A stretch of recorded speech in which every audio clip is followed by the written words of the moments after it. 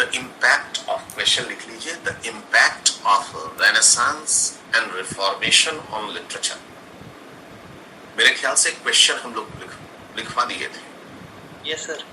Question, the impact of renaissance, या तो इसको रेनेसांस पढ़ लीजिएगा या आप इसको रेनेसां पढ़ लीजिएगा, दो में से कोई सा भी एक चलेगा। रेनेसां, रिनासा नहीं पढ़ेंगे इसको आप। एंड रिफॉर्मेशन, रेनेसां का मतलब होता है पुनर्जागरण, पुनर्जागरण, और रिफॉर्मेशन का मतलब होता है धर्म सुधार। रिफॉर्मेशन का भी मतलब आप लिख लीजिए धर्म सुधार। रेनेसां एंड रिफॉर्मेशन, रेनेसां का मतलब पुनर्जागरण है और रिफॉर्मेशन का मतलब धर्म सुधार है। Renaissance and Reformation are two important movements in the history of English literature. अब रेनेसां जो है एक हिस्टोरिकल इवेंट है और हिस्ट्री में आमतौर पर इसको पढ़ते हैं, लेकिन हम लोग इसको पढ़ेंगे लिटरेचर के कॉन्टेक्स्ट में। आर्ट के फील्ड में भी रेनेसां है, स्कल्पचर के फील्ड में भी रेनेसां है, लेकिन हम लोग लिटरेचर और हम लोगों का लिमिटेड रहेगा ये जानकारी इंग्लिश लिटरेचर के संदर्भ में। और रिफॉर्मेशन धर्म से रिलेटेड मूवमेंट है। Literally the term renaissance means a rebirth. Renaissance का मतलब होता है पुनर्जागरण, अ रिबर्थ, पुनर्जन्म नहीं, मर गए हम और फिर अगले जन्म में पैदा हुए तो वो पुनर्जन्म हुआ, ये पुनर्जागरण है, ये याद रखिए। It refers to the rebirth of classical literature. क्या चीज का रिबर्थ हुआ? रिबर्थ हुआ मतलब पहले बर्थ हो चुका होगा, फिर मृत्यु हुई होगी और फिर से वापस जन्म हुआ होगा। क्या चीज का जन्म हुआ? एंशिएंट क्लासिकल लिटरेचर का। It refers to the rebirth of classical literature. Renaissance का मतलब होता है कि क्लासिकल लिटरेचर का पुनर्जन्म। क्लासिकल लिटरेचर किसको बोलते हैं? बार बार हम लोग बातचीत कर चुके हैं और इतने दिनों के बाद भी अगर याद नहीं होगा तो बड़ी अफसोस की बात है। किसको बोलते हैं क्लासिकल लिटरेचर? एंशिएंट ग्रीस और ancient Rome. Ancient Greece and ancient Rome के लिटरेचर को बोलते हैं क्लासिकल लिटरेचर। एंशिएंट मतलब क्या? एंशिएंट ग्रीस का मतलब क्या? प्राचीन ग्रीक का मतलब क्या? आज से 10,000 साल पहले या 20,000 साल पहले? लगभग 27,000 साल पहले। 700 BCE से लेकर के ऑलमोस्ट 200 या 100 BCE तक एंशिएंट ग्रीस। आज से लगभग 2700 साल पहले से लेकर के आप मोटे तौर पर रखिए 2200 साल पहले। और एंशिएंट रोम का मतलब है कि आप आज से 2100 साल पहले से 2000 साल पहले तक, 1900 साल पहले तक की स्थिति को रखिए। तो revival of ancient classical literature हुआ, स्पेशली ग्रीक लर्निंग, खास करके एंशिएंट ग्रीस के ज्ञान को लोगों ने पुनः जाना और समझा। तो रिबर्थ की जरूरत ही क्यों पड़ी? रिबर्थ की जरूरत ही क्यों पड़ी? After centuries of comparative neglect, after centuries of comparative neglect, ज्ञान की किताबों को, ज्ञान की बातों को एंशिएंट ग्रीस स्कॉलर्स ने, एंशिएंट ग्रीक स्कॉलर्स ने लिख दिया था जब बहुत पहले, तो फिर उनके पुनर्जागरण की बात ही क्यों आई? दरअसल एंशिएंट ग्रीस और एंशिएंट रोम अपने ज्ञान के लिए, अपने प्रोग्रेस के लिए लगभग हर एक फील्ड में, चाहे आर्ट हो, चाहे लिटरेचर हो, चाहे साइंस हो, चाहे स्कल्पचर हो, चाहे आर्किटेक्चर हो, इन सभी फील्ड में इन दोनों जगहों ने जबरदस्त तरक्की की हुई थी। अनफॉर्चुनेटली 476 में वेस्टर्न रोमन एम्पायर का पतन हो गया। वेस्टर्न रोमन एम्पायर का पतन हो गया 476 में। और उसके बाद पूरे यूरोप में डार्क एजेस,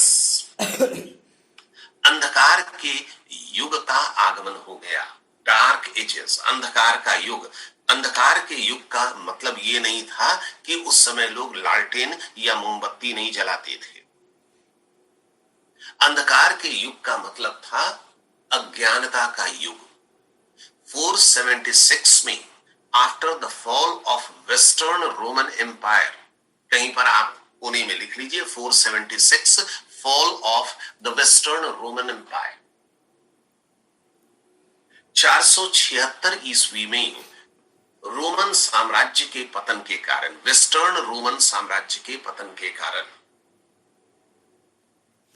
अंधकार का युग शुरू के बाद अंधकार का युग शुरू हो गया था और यह लगभग 14वीं शताब्दी के आरंभ तक चलता रहा। जेफरी चौसर के आगमन तक लगभग यही स्थिति रही। इतने दिनों तक, लगभग 1000 वर्षों तक या लगभग 900 सालों तक चर्च डोमिनेट करने लगा, रिलीजन डोमिनेट करने लगा लोगों के माइंड पर। और जब रिलीजन डोमिनेट करता है, चाहे वो कोई सा रिलीजन हो, चाहे हिंदुइज्म हो, चाहे इस्लाम हो, चाहे क्रिश्चियनिटी हो, चाहे जुडिज्म हो, चाहे सिखिज्म हो, जैसे ही रिलीजन डोमिनेट करता है लोगों पर, तो फिर लोग अपने विवेक को, अपने ज्ञान को, अपने सोचने समझने की शक्ति को घर पर रख देते। फिर वही होना है जो चर्च बोलेगा, फिर वही होना है जो धर्म के लोग बोलेंगे। तो चर्च एक बेहद पावरफुल इंस्टीट्यूशन के रूप में उभरा और कोई भी ज्ञान की बात अगर आप करेंगे तो वो चर्च के फिलॉसफी के, चर्च के प्रीचिंग्स के, चर्च के एजुकेशन के खिलाफ चला जाएगा। तो चर्च ने बेहद फर्मली इन नए ज्ञान को कुचल दिया। चर्च ने बतला दिया, रिलीजन ने बतला दिया कि हमारी धरती चपटी है तो फिर धरती चपटी है। अगर किसी ने कहा कि नहीं हमारी धरती गोल है तो चौराहे पर उसको जिंदा जला दिया गया, आरोप लगा करके कि ये धर्म के विरुद्ध बातें कर रहा है। चर्च ने बता दिया कि हमारी पृथ्वी स्थिर है और सूर्य हमारी पृथ्वी के चारों ओर चक्कर काट रहा है।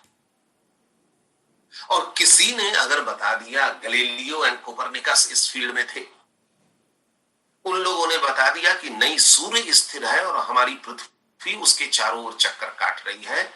बस कोपरनिकस को चौराहे पर खड़ा करके और जिंदा जला दिया गया, लकड़ी के स्टेक से बांध करके। तो कोई भी कुछ भी नहीं बोलेगा। तो चर्च के इस स्थिति के आगे कोई कुछ नहीं बोलता था। और जिन लोगों के पास एंशिएंट स्कॉलर्स की किताबें थी या उनके ज्ञान की बातें थी, क्लासिकल लिटरेचर था, चाहे वो साइंस पर हो, आर्किटेक्चर पर हो, चाहे वो आर्ट पर हो, चाहे लिटरेचर पर हो, उन लोगों ने अपने अपने घरों में बक्से में बंद करके इन किताबों को छोड़ दिया कि बोले और मारे जाएंगे। तुरंत हो जाएगा कि हमारे धर्म के विरुद्ध टिप्पणी कर रहा है, हमारी धार्मिक भावनाएं आहत हुई और इसको जेल भेजो। तो ये स्थिति हो गई थी। लेकिन द फॉल ऑफ कॉन्स्टेंटिनोपल किस साल हुआ था?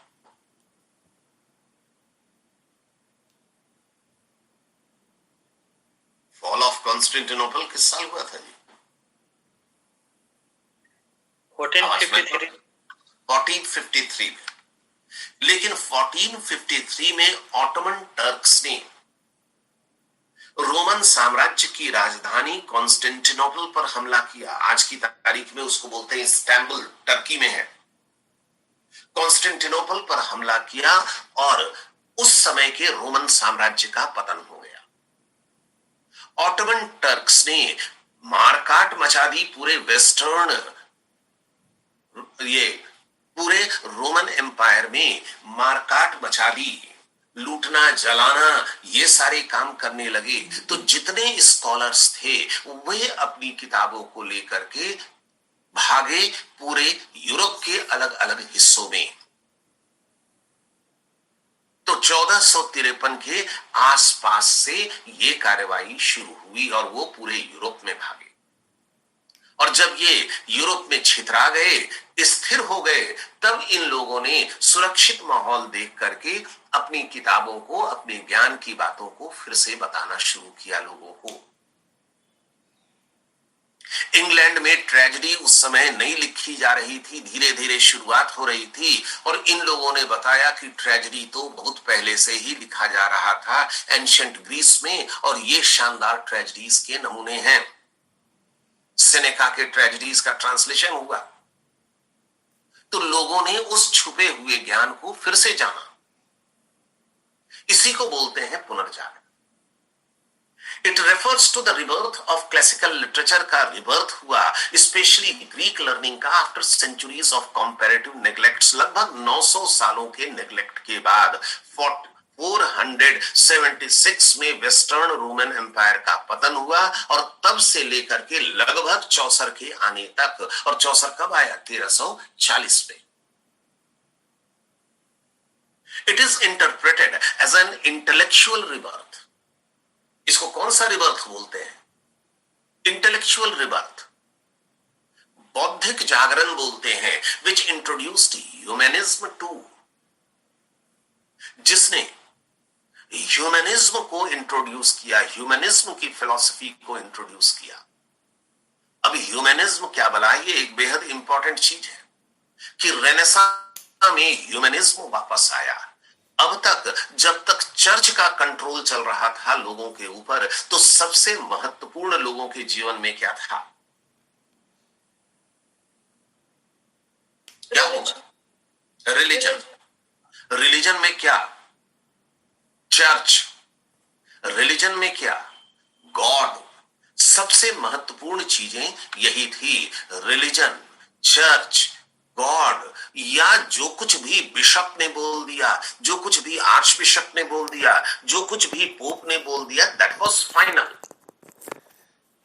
आज की भी तारीख में मूर्खों को क्या बताया जाता है कि उनकी जिंदगी की सबसे इंपॉर्टेंट चीज है रिलीजन। अगर उनका धर्म बचेगा तो फिर हम बचेंगे, वरना हम भी नहीं बचेंगे। इसलिए धर्म को बचाना है, अपने मर जाइए मर जाइए।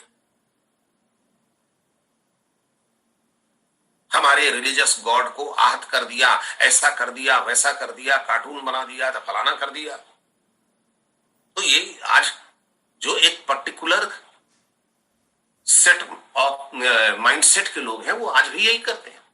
लोगों की कमी थोड़ी है।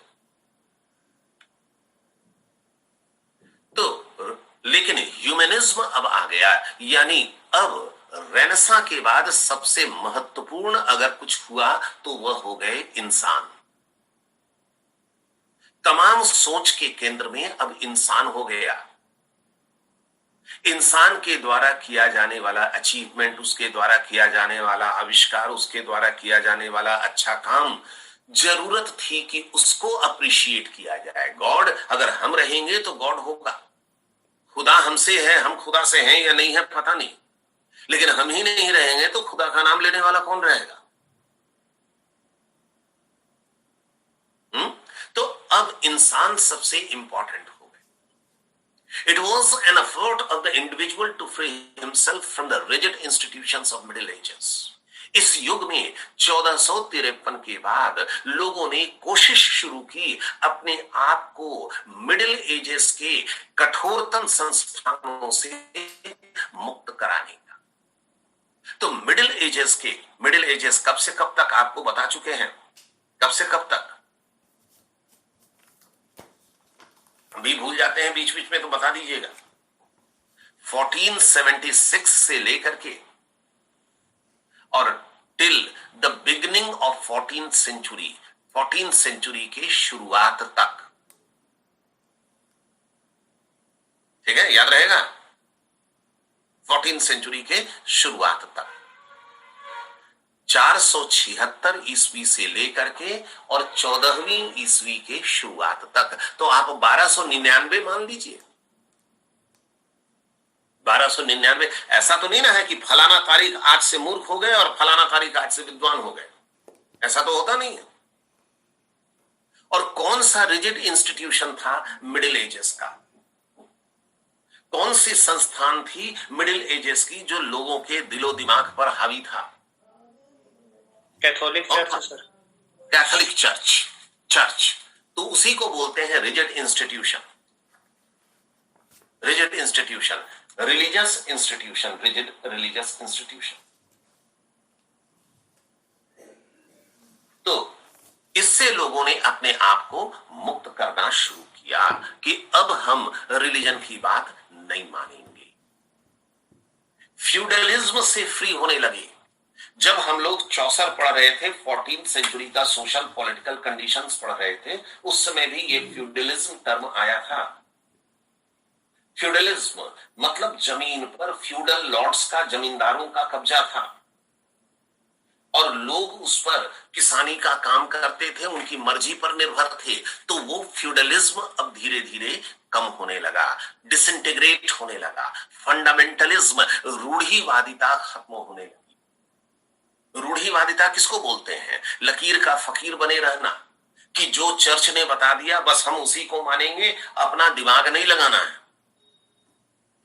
अपना दिमाग नहीं लगाना है। अगर पंडित जी ने बता दिया कि आरती दाहिने हाथ से होनी है तो फिर दाहिने हाथ से ही होगी, और दाहिना हाथ अगर नहीं है तब आरती हम नहीं कर सकते हैं।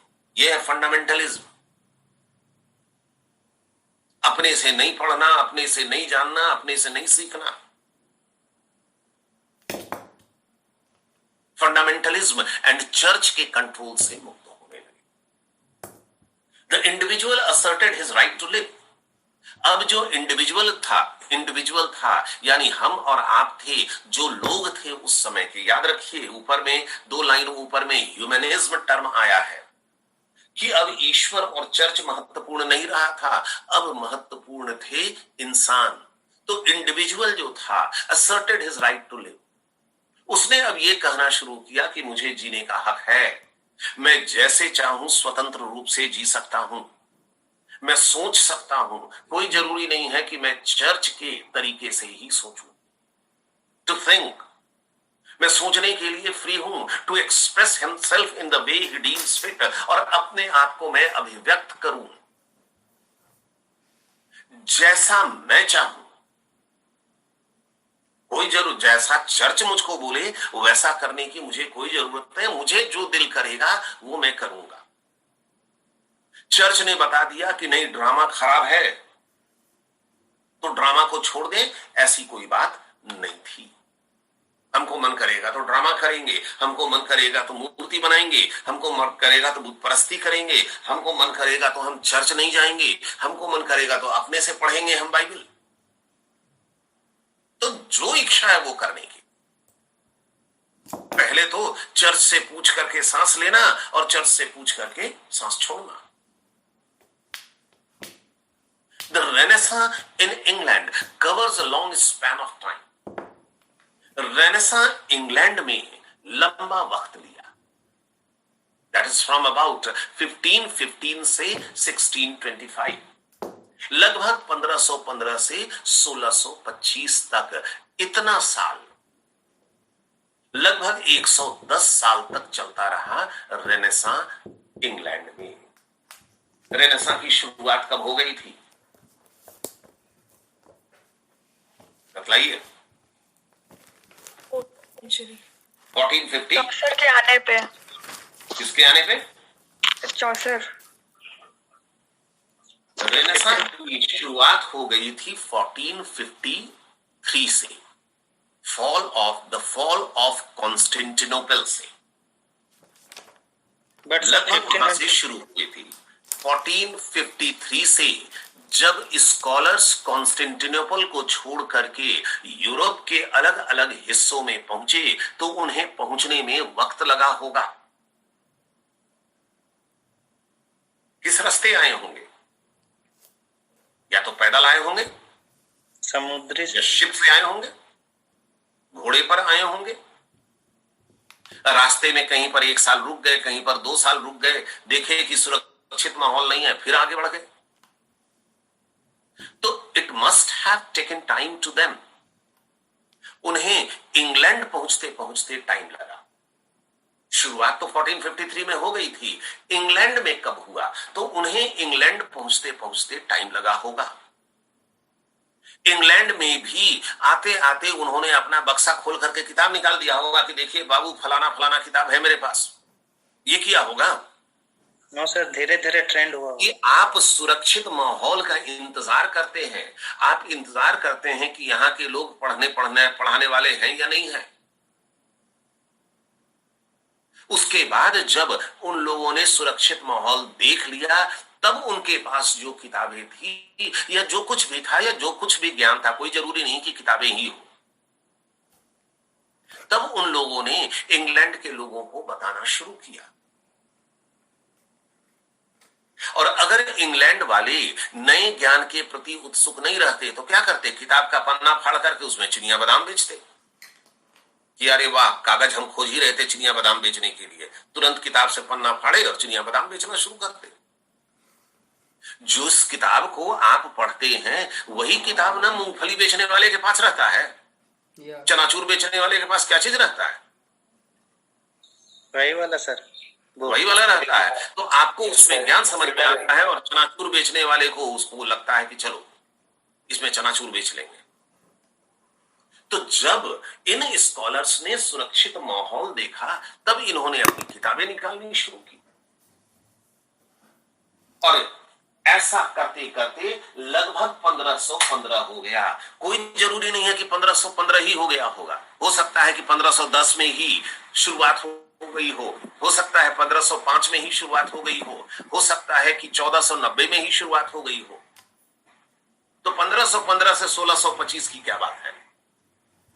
ये एक सिग्निफिकेंट पीरियड था जिस दौरान बड़ी तेजी से ज्ञान का प्रचार प्रसार हुआ। और ये रेनेसां एक निरंतर चलने वाली प्रक्रिया है। This continuous forever. पुनर्जागरण तो हमेशा होता है और आज की तारीख में भी चल रहा है। आज की तारीख में भी चल रहा है।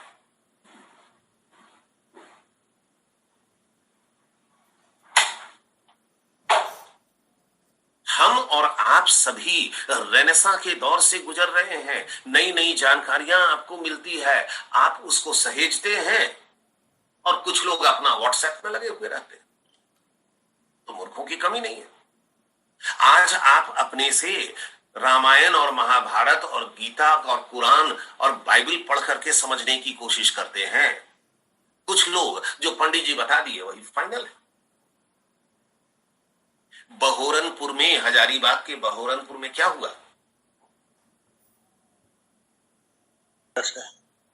बौद्ध की प्रतिमा निकली। Yes sir. एक बुद्ध विहार था, वहां पर खुदाई में वो निकला। तो उसको रेनेसां बोलेंगे कि नहीं बोलेंगे? Yes sir. Yes sir. Bahoranpur के लोग जो बेहद गरीबी में रह रहे हैं, पढ़े लिखे नहीं हैं, मुश्किल से जिंदगी काट रहे हैं, जबरदस्त मूर्खता है, उनको पता चला ना कि बहोरनपुर तो पहले से ही बहुत ही अद्भुत क्षेत्र था। यस तो सर। ये भी एक रेनेसां की प्रक्रिया है। ये भी एक रेनेसां की प्रक्रिया है। तो ये निरंतर चलने वाली प्रक्रिया है। 1515 टू 1625 इंग्लैंड में ये प्रक्रिया बड़ी तेजी से चली, इसकी बात हो रही है। अब क्या क्या इसके एलिमेंट्स हैं और कैसे हैं वो हम लोग बाद में बात करते हैं। Renaissance which started in Italy with the fall of Constantinople, शुरुआत इसकी कहां हुई? रोमन एम्पायर में, इटली मीन्स रोमन एम्पायर में, with the fall of Constantinople in 1453, Constantinople का पतन। उस समय कॉन्स्टेंटिनोपल आज की तारीख का इस्तांबुल, टर्की की राजधानी इस्तांबुल आज वही नाम है। वहां पर बाइजेंटाइन एम्पायर था। बाइजेंटाइन एम्पायर लिख लीजिए मार्जिन में, BYZANTINE,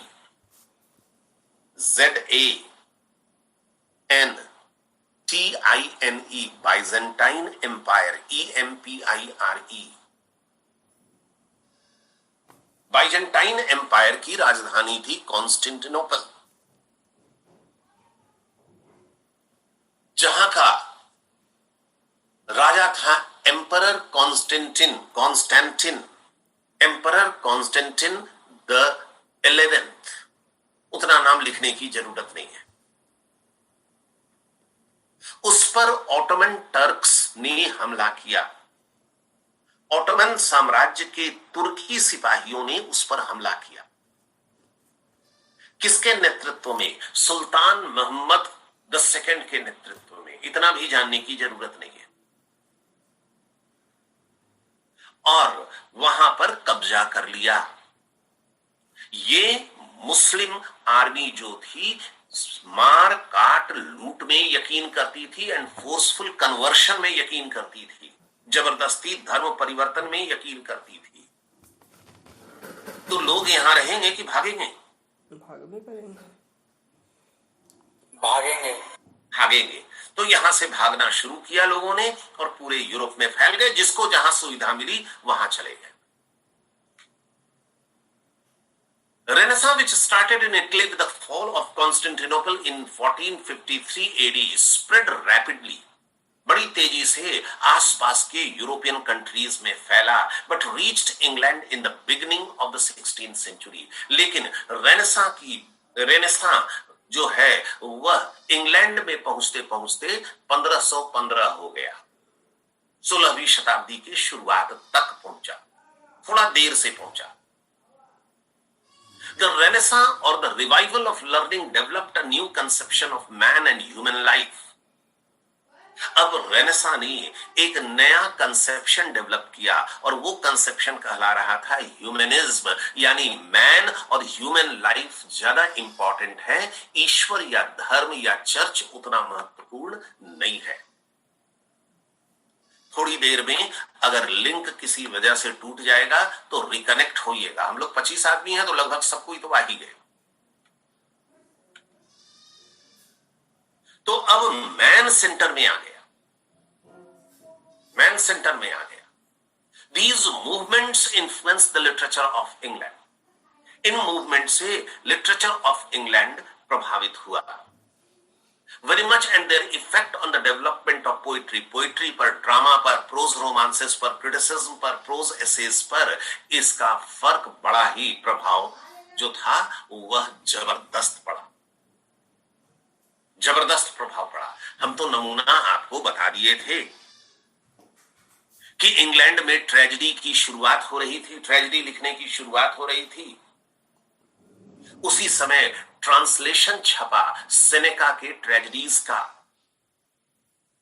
और लोगों ने सेनेका के ट्रेजेडीज का ट्रांसलेशन मान लिया कि किताब लेकर के पहुंचा सेनेका की ट्रेजेडी और लैटिन में लिखी हुई है तो कौन पढ़ेगा इंग्लैंड में। तो उसको ट्रांसलेट किया गया।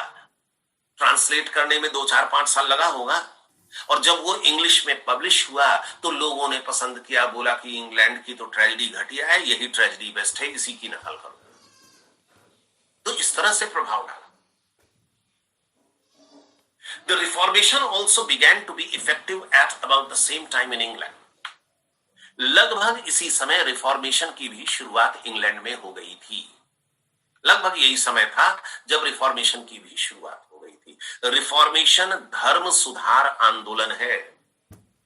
तो कौन से धर्म में सुधार आना? हिंदू धर्म में या इस्लाम में?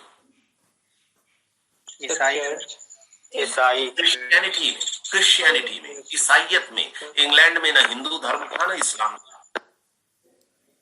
It was a movement which have for its object, इस मूवमेंट का ऑब्जेक्ट था, इस मूवमेंट का मकसद था the emancipation of conscience, emancipation मुक्ति, हिंदी में लिख लीजिए मुक्ति, रिडीम, रिडम्पशन, मुक्ति, फ्री करना, मुक्त करना, किसको? ऑफ कॉन्शियंस, अंतरात्मा, फ्रॉम द चर्च। इस आंदोलन का मकसद था कि हम अपनी आत्मा को चर्च के कंट्रोल से मुक्त करें। अब आत्मा चर्च के कंट्रोल में कैसे चली जाएगी?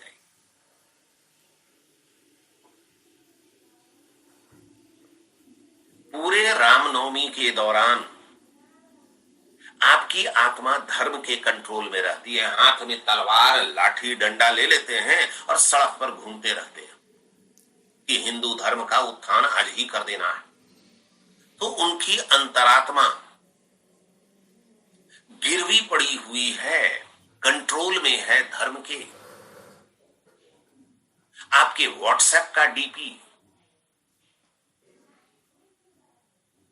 इस बात का प्रतीक होता है कि गर्व से कहो हम हिंदू हैं, तो ये इस बात का प्रतीक है कि आपकी आत्मा कैद है धर्म के पास।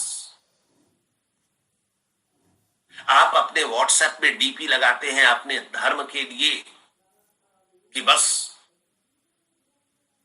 इसके अलावा तो कुछ भी नहीं है, तो वो प्रतीक है आपके धर्म के गुलाम होने का। आपकी आत्मा जो है वो धर्म के हाथों कैद है, तो उसे मुक्त कराने की कोशिश थी। चर्च का ये रुतबा था कि चर्च ने बोल दिया दिन को तो दिन है, रात को अगर बोल दिया कि दिन है तो पब्लिक भी बोलती थी कि नहीं दिन ही तो लग रहा है। ये स्थिति थी चर्च की। और रिफॉर्मेशन की शुरुआत कैसे हुई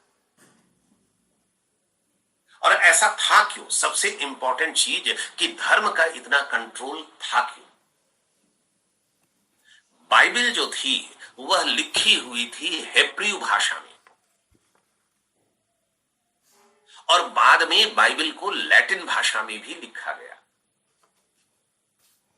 और आम जनता, इंग्लैंड की आम जनता या यूरोप की आम जनता, जिसे न हेब्रू आ रहा है न लैटिन आ रहा है, तो पढ़ेगा क्या? और बाइबल्स जो थे वो हैंड रिटन बाइबल्स हुआ करते थे, प्रिंटिंग प्रेस अभी तक नहीं आया था।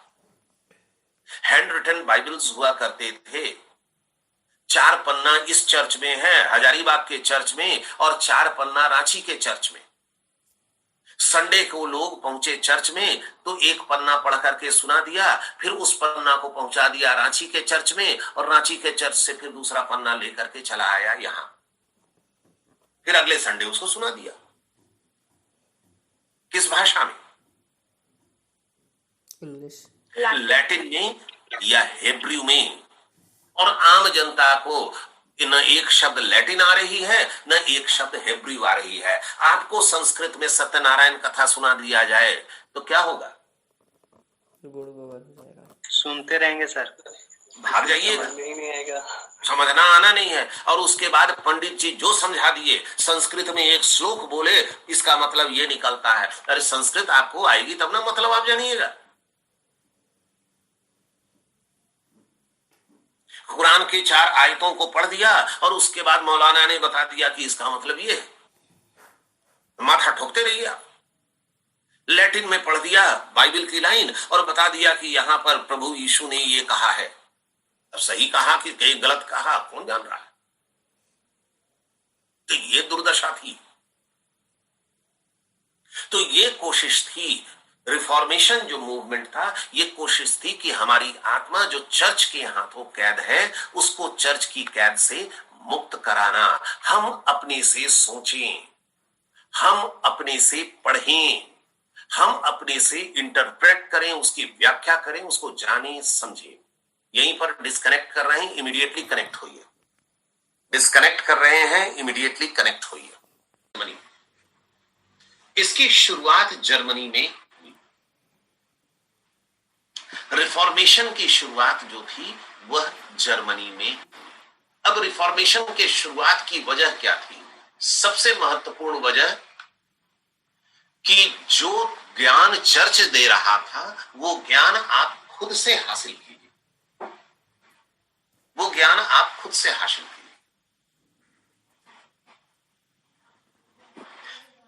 जब स्कूल में थे हम, उन दिनों सत्यनारायण कथा की किताबें जो थी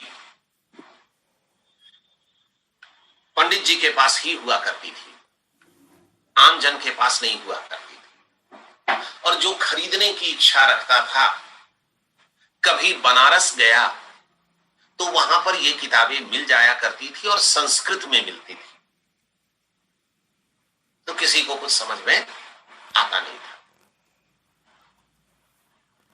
लेकिन जब कॉलेज में पहुंचे तो उस समय सत्यनारायण कथा की किताबें हिंदी में भी आने लगी, तो पब्लिक तो समझ गई, हिंदी पढ़ करके पब्लिक समझ गई कि सत्यनारायण कथा में ये चीजें हैं। और पंडित जी बीच में अगर कुछ छोड़ते थे कथा, तो मुझको याद है कि मेरी मां टोक देती थी कि पंडित जी ये वाला कथा नहीं सुनाए आप। तो ये है रिफॉर्मेशन की प्रक्रिया। इट बिगैन इन जर्मनी, इसकी शुरुआत जर्मनी में हुई। Martin Luther is widely acknowledged to have started Reformation. Martin Luther का नाम नहीं भूलिएगा, इसकी शुरुआत मार्टिन लूथर के साथ हुई। मार्टिन लूथर नाम का जो व्यक्ति था वह चर्च के करप्शन से बेहद परेशान था। चर्च का करप्शन इसे कतई अच्छा नहीं लग रहा था, तो इसने एक पैम्फलेट छपवाया 1517 में। एक पैम्फलेट छपवाया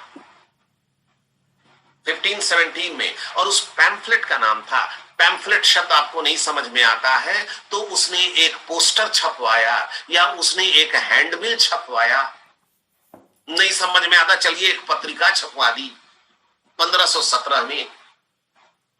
उस पत्रिका का नाम था द 95 थेसिस, 95 नियम या सिद्धांत, इस नाम से इसने छपवा दिया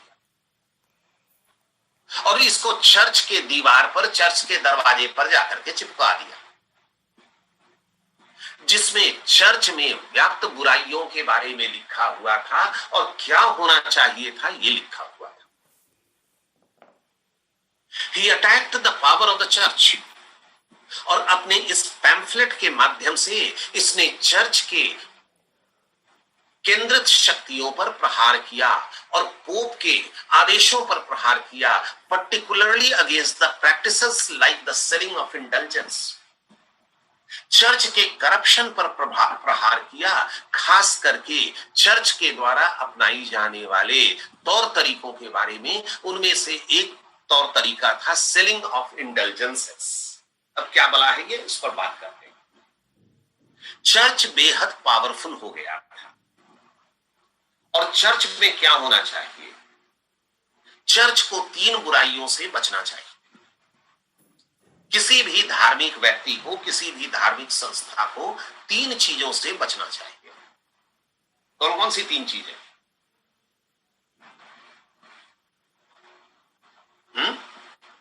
Marriage and women, wealth, women and wine.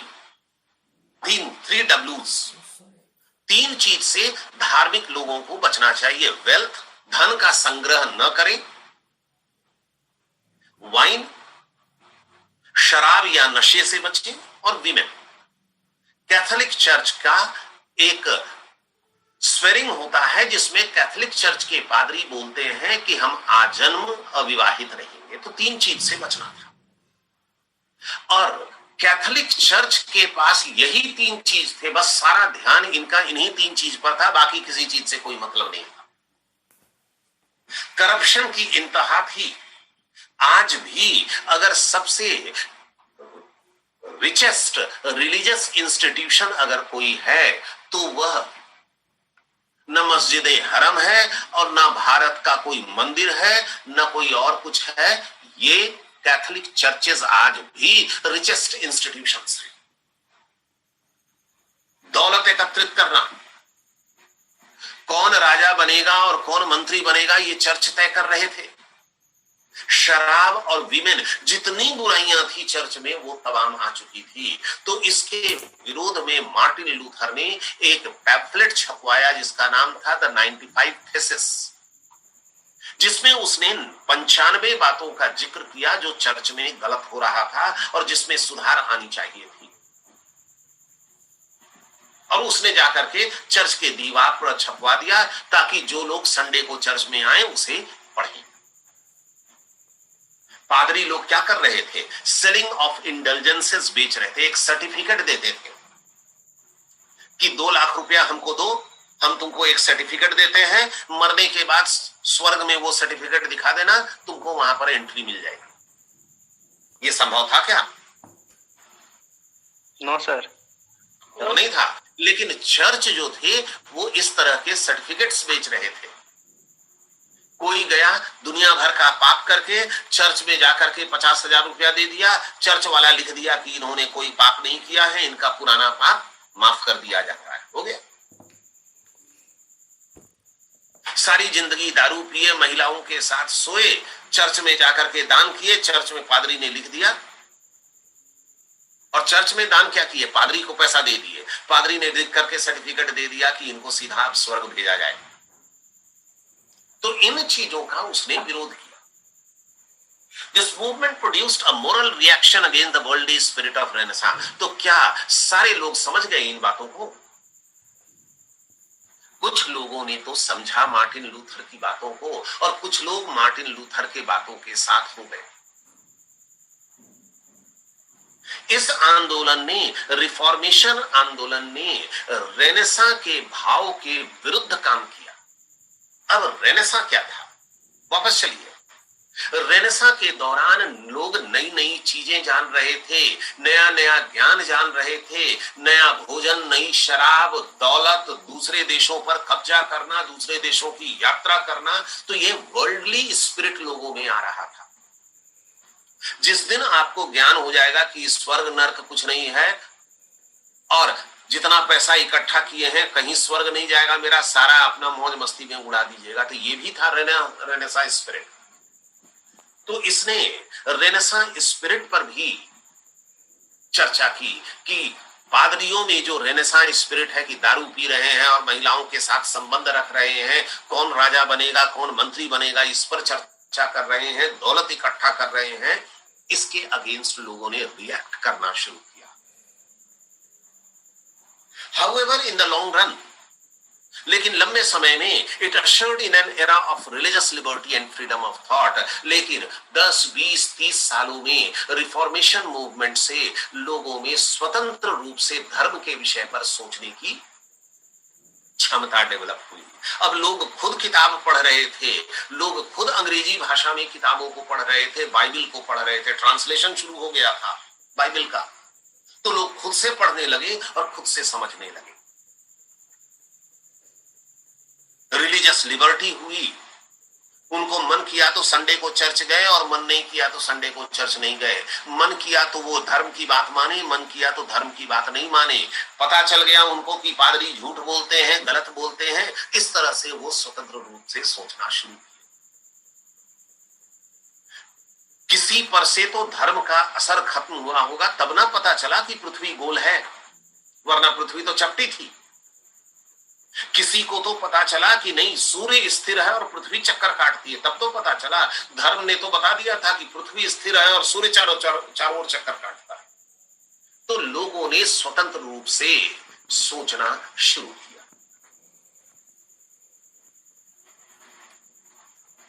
The influence of Renaissance and Reformation could be immense। जबरदस्त प्रभाव था रेनेसां रिफॉर्मेशन का, and lasting because of many factors, कई वजहों से, और बहुत लंबे समय तक चला। One of these factors was the revival of the knowledge of antiquity। Antiquity means renaissance और रिफॉर्मेशन का प्रभाव इसलिए बहुत जबरदस्त और बहुत लंबा प्रभाव रहा क्योंकि प्राचीन युग के ज्ञान को लोगों ने फिर से जाना। कौन सा प्राचीन युग, वापस बता दीजिए। The Greek. Ancient Greece and ancient Rome. बार बार आप लोगों से इस बात को रिपीट करवाते हैं, बेवकूफ हम नहीं हैं। आज से 5 साल के बाद अगर आपने तय किया कि अंग्रेजी पढ़ेंगे तो फिर यही पढ़िएगा, और अगर आप लोगों ने तय किया कि अब कुछ नहीं करना है, पिताजी के दुकान पर हमको बैठना है, तो भूलते टाइम थोड़ी लगता है, 2 मिनट में भूल जाइएगा। The scholars from Italy spread to different parts of Europe. Italy के जो स्कॉलर्स थे वो यूरोप के कई हिस्सों में फैल गए। इटली मतलब कॉन्स्टेंटिनोपल के पतन के बाद रोमन साम्राज्य के जो स्कॉलर्स थे वो यूरोप के कई हिस्सों में फैल गए।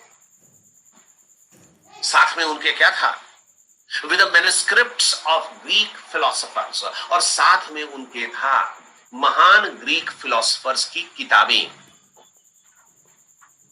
मैन्युस्क्रिप्ट्स था, हस्तलिखित किताबें थी, अब तक प्रिंटिंग प्रेस नहीं आया था, और आ गया था तो प्रिंटिंग प्रेस लोकप्रिय नहीं हुआ था। उनके पास, इन स्कॉलर्स के पास होमर की किताबें थी। तो होमर की कौन सी किताब होगी? The Iliad. The Iliad. इकिलस की किताब थी इनके पास। इकिलस का ड्रामा था, ट्रेजेडी। इकिलस की ट्रेजेडी थी इनके पास। यूरिपिडीज की ट्रेजेडीज थी, सोफोक्लीज की ट्रेजेडीज थी, प्लेटो की फिलॉसफी थी, एरिस्टोटल की फिलॉसफी थी, एंड अदर्स, और अन्य स्कॉलर्स की किताबें थी। बहुत ज्यादा नाम बताना शुरू करेंगे तो दिक्कत में पड़ते जाइएगा आप। सर एरिस्टोटल कौन था? एरिस्टोटल फिलोसोफर था, ग्रीक फिलोसोफर था एरिस्टोटल। किस समय का? जो 4th सेंचुरी BCE का था, ग्रीक फिलोसोफर, ग्रीस का। Okay sir. अरस्तु नाम सुने हो कहीं पर?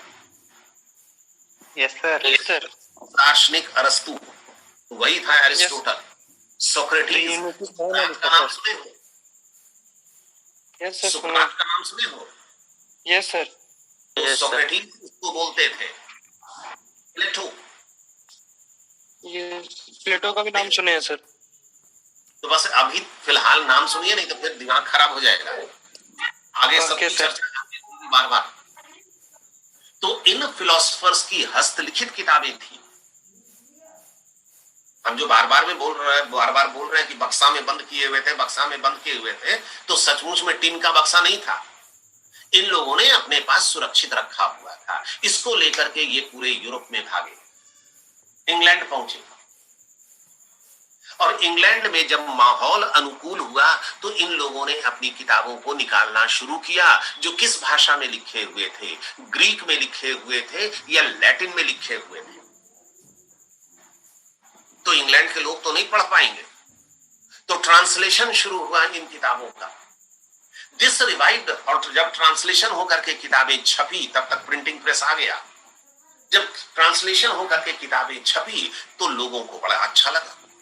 This revived the interest of the English मतलब इंग्लैंड के लोगों का इंटरेस्ट हुआ ह्यूमनिज्म में, मनुष्य में। ह्यूमनिज्म टर्म पहले हम लोग पढ़ चुके हैं। And the knowledge of the words of classical literature, और इंग्लैंड के लोगों को पता चला कि क्लासिकल लिटरेचर में तो अद्भुत ज्ञान है, उस स्थिति तक तो हम अभी पहुंचे ही नहीं है। इसी बीच रेनेसां स्पिरिट जो था उसने लोगों को प्रेरित करना शुरू किया कि वह अपने देश को छोड़ करके दूर दराज के देशों में जाएं, घूमने, व्यापार करने के लिए, ज्योग्राफिकल डिस्कवरीज करने के लिए इत्यादि। तो वास्को ड गामा नाम कहीं सब पर सुना हुआ है, Vasco da Gama?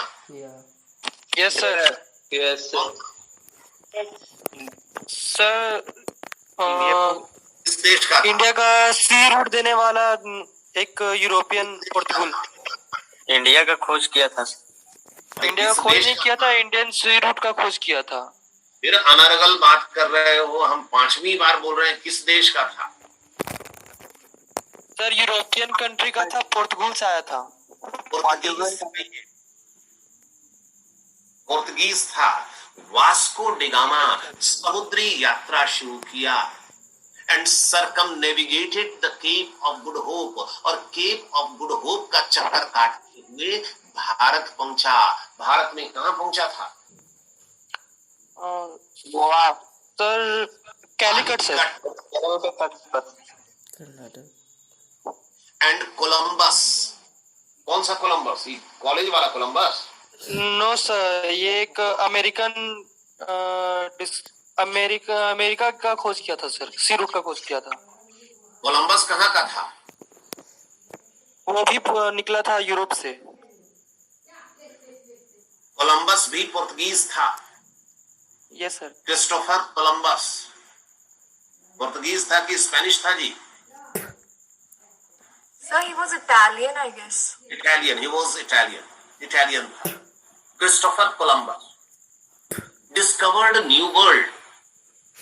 New world means America. America को न्यू वर्ल्ड बोला जाता है। क्रिस्टोफर कोलंबस जो एक इटालियन एक्सप्लोरर था, ये भी निकला था भारत की खोज के लिए, क्योंकि भारत ट्रेड के लिए बेहद इंपॉर्टेंट जगह थी। लेकिन यह भटक करके पहुंच गया अमेरिका, और इसने अमेरिका का नाम दिया न्यू वर्ल्ड। 1498 में ये अमेरिका पहुंच गया।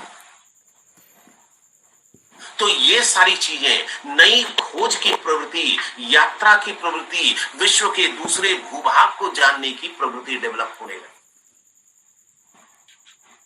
The romance of history of the untried sea. समुद्र के उन क्षेत्रों में लोग जाने लगे जिस क्षेत्र में वो पहले कभी नहीं गए थे। रोमांस मतलब love.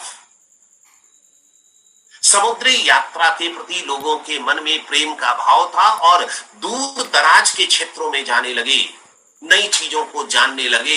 Had a profound influence on the thought and literature of the world. और जब दूसरे देश जाएंगे, देखेंगे, पढ़ेंगे, जानेंगे, संपर्क में आएंगे, तो आप 1000 नई चीजें जानते हैं। और ये तमाम जो नया ज्ञान था, ये सब रेनेसां स्पिरिट था। It stirred man's imagination and made him hungrier for new knowledge. ये सारी नई चीजों को जान करके लोगों की कल्पना जो थी वह और ज्यादा सजग हो गई, और लोगों और अधिक ज्ञान के लिए उत्सुक होने लगे। और जान लेते हैं, थोड़ा सा और जान लेते हैं, थोड़ा सा और जान लेते हैं। तो ये एक रेनेसां स्पिरिट थी। यहीं पर छोड़ते हैं